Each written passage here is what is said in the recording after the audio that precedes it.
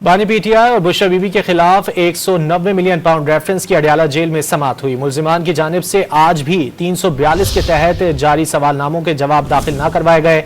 मुल्जिमा बुशरा बीबी अदालत में पेश नहीं हुई। तफसीलात जान लेते हैं डॉन न्यूज के नुमाइंदे ताहिर नसीर से। ताहिर, क्या तफसीलात हैं?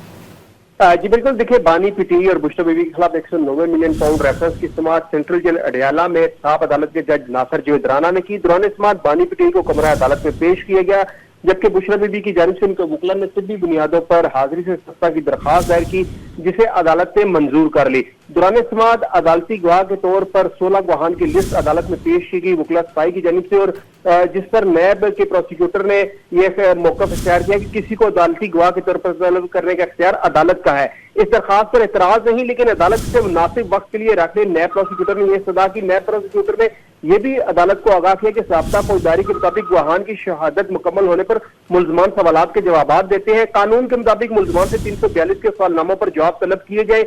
मुल्ज़मान के पास अभी भी अपने दिफा में गवाह पेश करने का हक मौजूद है। इस वक्त 16 गवाहान को तलब करने का मकसद सिर्फ केस को तूल देना है। अदालत ने वकील सफाई की गवाहान तलब करने की दरखास्त को मुनासिब वक्त पर समाअत के लिए रख दिया है, जबकि बुशरा बीबी की तबी बुनियादों पर दरखास्त जो है वो मंजूर करते हुए कल तक समाअत मुलतवी कर रहे हैं और कल 342 के सवालनामों के जवाब हर सूरत अदालत में पेश करने का हुक्म दिया है। जी बहुत शुक्रिया ताहिर नसीर इन तफसीलात के लिए।